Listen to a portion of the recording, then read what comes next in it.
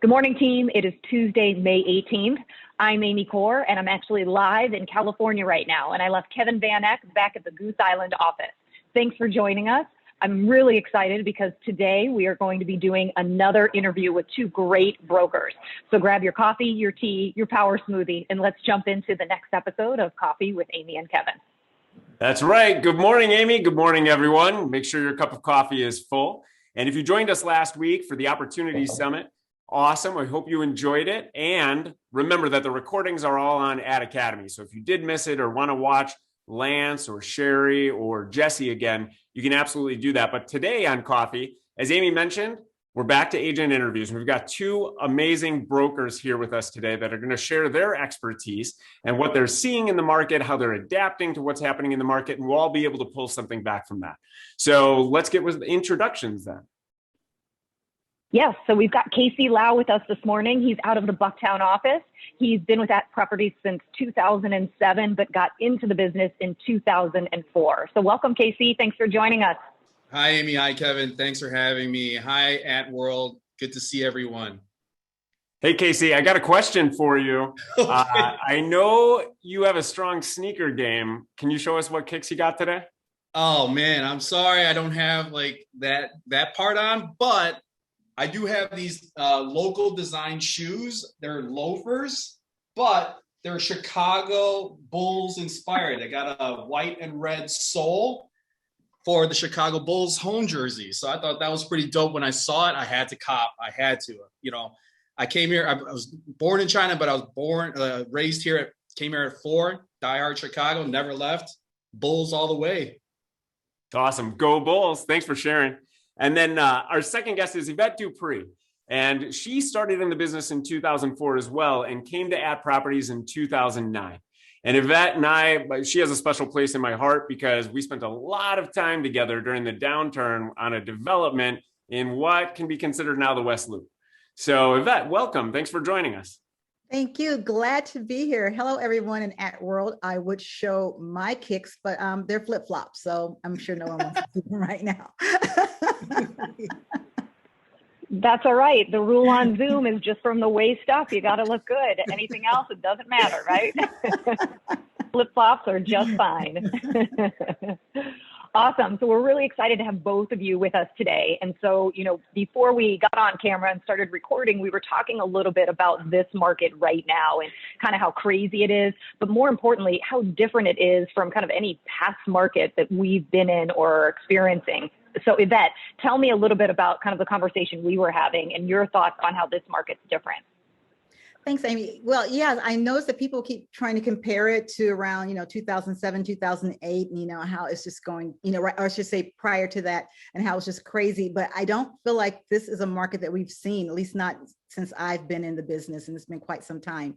And it's different in the fact that I think just the way that you deal with the different people and the communications and the way that you have to just be very conscious of how you're writing the contracts, the details, the timing, not only just the cost of it, but also the terms. Every piece of it is really important, including the relationships you have with the other agents. It's always important how you interact with the other brokers, but I think it's even more than ever how you do it with all of the multiple offers, the communication, working with them so that it is more of a communication that they prefer truthfully to do this deal. If it's across the table, everything is even versus you and what you're bringing to the table versus someone else.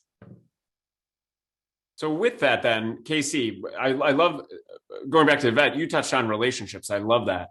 K.C., for you, what are some things you're doing when you're fostering relationships between brokers to help give your clients an advantage? Are there specific things you're doing in a multiple offer situation or elsewhere? Yeah, 100%. I mean, right now, I think relationships are super important. Knowing that the other agent is working with, especially on the buy side now, being so difficult to get a deal under contract, that they are working with somebody that's more experienced, that's been around the block, that has a team of professionals that the buyers will be using and not going to like a Rocket Mortgage or somebody else that's completely like hands off. with all my offers that I send, I really, especially if the other agent doesn't know me, the other broker doesn't know me, I have a little blip about myself. I basically tell them, being in the business for my 18th year of my career, that I will be handling the transaction personally. They will not be pawned off necessarily to, like, for example, a transaction coordinator, that I will be, there if there any speed bumps arise, any issues arise, that I will personally be handling the transaction. And then just treating other brokers with respect. I mean, in this market where it can be cutthroat, I mean, you're on the buy side, it's very frustrating and you feel the frustration for your client, but still remember that broker still has, you still have to respect that broker. Now, sometimes they don't deserve it, as we all know, but just treating everyone with respect, because we are professionals here trying to, cooperate. And that's what it's all about, is cooperation. So basically treating everyone with respect. Yeah, I think that's so important. I mean, it is right now such a tough, fast market. And the fact is that there are people who are losing out, right? Not everybody's winning. And so having those relationships are really key. And I love your idea of actually sending an email or an intro about you, your experience, and how you're going to bring the deal to the finish line. So that's awesome. I'm sure other agents are writing that down now as a great thing to do. So we're also having to have conversations, though, with clients in this market. And a lot of times the conversations are tough. Buyers are losing out. You have to make sure you keep their morale up. K.C., what are you seeing and how are you handling a lot of these tough conversations right now? Yeah, I mean, it's really tough out there, especially buyers getting thrown into this craziness. Really, they're just thrown into the deep end of the pool, right? So I've been really sharing my experience since the new year, really, when everything kind of turned on a dime. I just went through a final walkthrough just now, and that's why I was a few minutes late for this meeting. But that buyer, it was their first offer, but they trusted my experience, and we basically were there for the first showings, and we made the offer that night, but they trusted me to make an above asking price offer. They were asking, I believe, $330. We went in at $345. And this is the first time doing it. As we all know out there as buyers brokers, they have to lose out on a few times before they're willing to do that. So I've been really consistently sharing my experiences with other clients so that they aren't losing out, that they get that home. And so, for example, earlier that we just finished the final walkthrough, they're super thrilled that they did not have to, be put through the ringers to get the home that they loved right off the bat. So just basically sharing my experiences with my buyers out there, managing really that expectation. That's great, because if we don't manage it, we have no control over what they're going to do. And we're the experts, right? Like you said, K.C., you're the one that has the experience because you've been through this hundreds of times, versus someone that's only bought or sold once, maybe twice, a few times in their lifetime. And certainly they probably haven't experienced this market either. So Yvette, what are the conversations like that you're having with clients? How are those going? I normally work a lot on the list side, but I mean, this market, I've been working with a lot of buyers as well.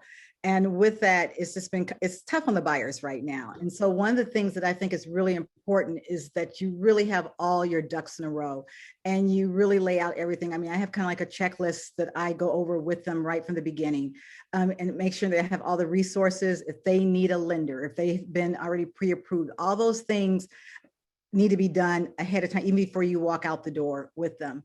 And if you can sit down with them or even have a Zoom call or something, just so you can have that context. A lot of times these days, people are just taking them out and going without knowing anything about them. And you're kind of wasting your time, and you're wasting their time if you do it that way.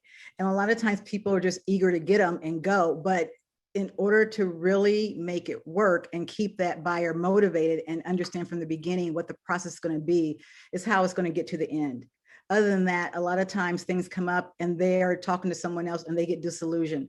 When you go over it ahead of time and they know, and you're like, I have an attorney. If you need a referral for that, I have referrals for this. If you need an inspections. So you have all those things, and you're literally going over step by step what is going to happen as we go along. And that if we don't get it, this is what we can do. And if we do, this is the other points we do. But that way they're more relaxed. They have confidence in you. Again, we're the people with the knowledge. And it makes the whole process go a lot smoother. And I'm sure that's what K.C. did, which is the reason why when he then at that point were able to tell that person to go over 15,000, they trusted him to say, this is what I need to do in order to get what I want. So with that, Yvette, you mentioned that you work with a lot of sellers as well. What has the conversation been with them? Because whether they're seeing neighbors sell really quickly and for higher than asking, or whether they're reading headlines, how are you setting expectations with sellers? I'm pretty straightforward these days.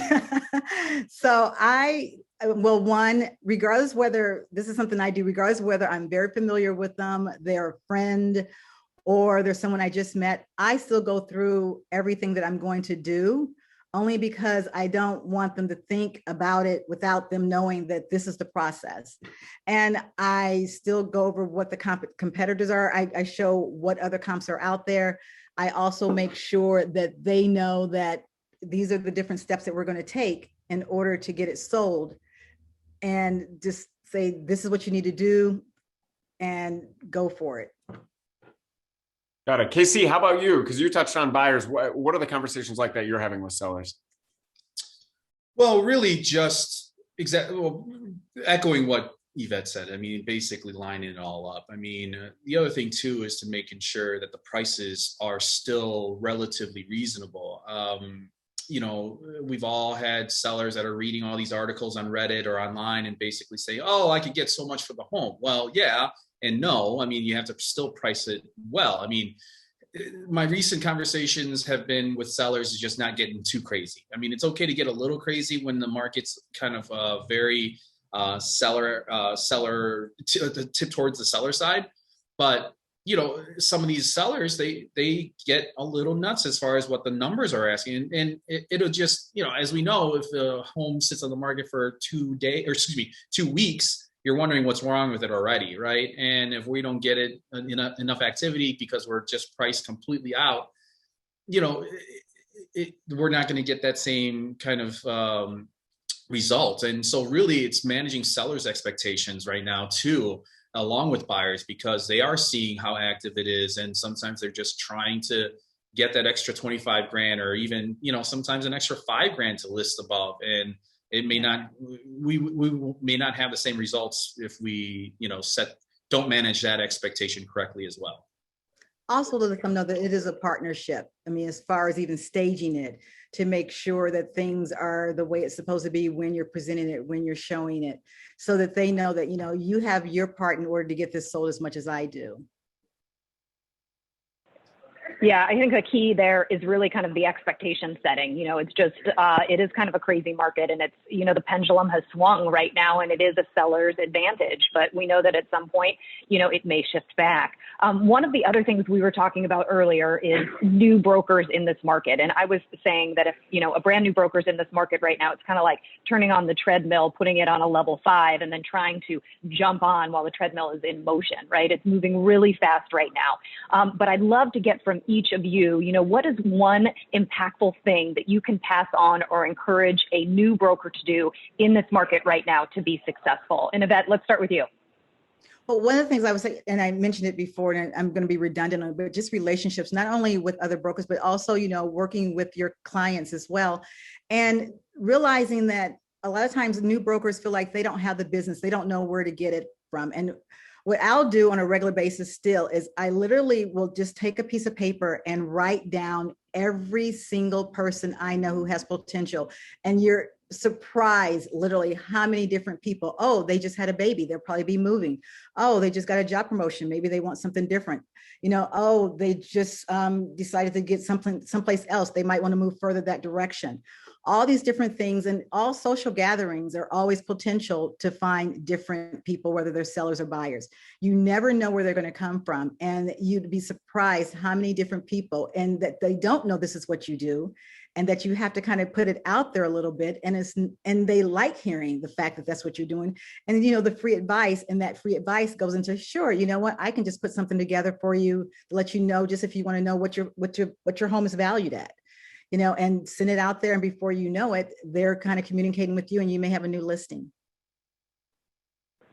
That's great advice. What I love that you said there was that you wrote it down. Like sometimes I feel like we're running in so many different directions, but to actually sit down and even as easy as if it's not in your CRM, but just even writing down all of those people, because people will pop into your head when you take the time to kind of focus on it, right? So really great advice. All right, K.C., what words of wisdom are you going to pass on to our newer brokers out there?